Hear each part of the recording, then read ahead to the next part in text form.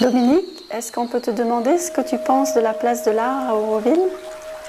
Écoute, j'en pense quelque chose de fort intéressant, puisque nous avons créé ce lieu pour le consacrer à la beauté, donc aux arts plastiques et à d'autres arts, mais c'est absolument une nécessité dans cette ville qui est encore à un parcours très peu défini, disons. Il est important que l'art soit présent parce que c'est toujours une voie vers la connaissance, vers la prise de conscience, etc. C'est assurément, actuellement, dans le contexte indien, puisque la ville est située dans le territoire de l'art. Mais n'oublions pas que les objectifs à terme, c'est de faire une cité internationale, la première cité de la liberté, la première cité du monde, où il n'y aura pas de passeport, où il n'y aura pas de nationalité.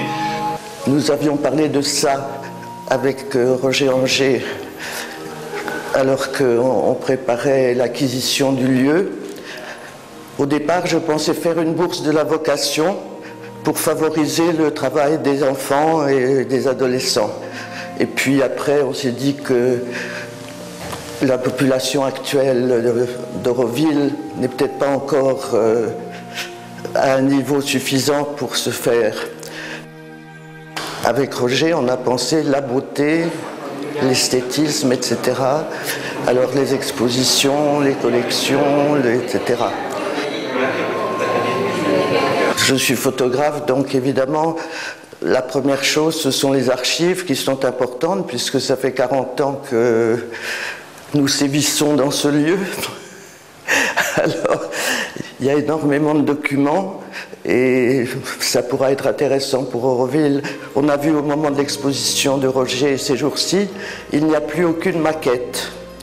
Tout a été démoli, je ne sais pas dans quelles circonstances, mais ce sont donc les photos qui sont la seule trace. Et comme nous étions là au début, évidemment, il y a des choses fort intéressantes pour les jeunes qui arrivent, qui n'ont pas connu. Ça, c'est pas exactement de l'art, c'est de la formation, c'est de l'histoire maintenant, mais tout ça se rejoint. Il y a une interpénétration.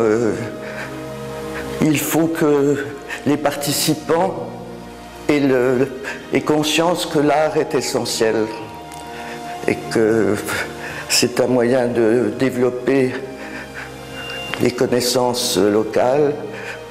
Du fait qu'on a tellement de nationalités, tout ceci est très partagé. Il est certain que l'optique d'un tamoul et l'optique d'un occidental ne correspondent pas forcément.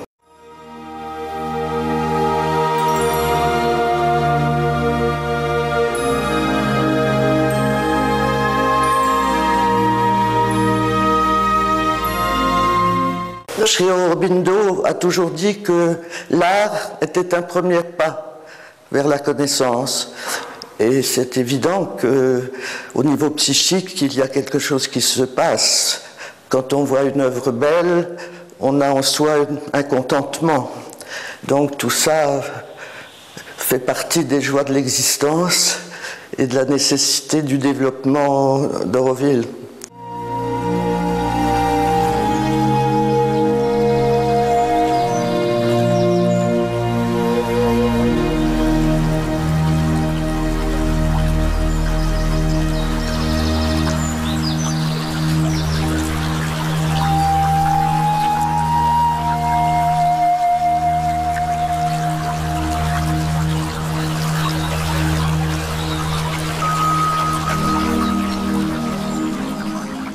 Ce souci de perfection qui est Auroville, évidemment, on est incompétent, mais on peut y tendre.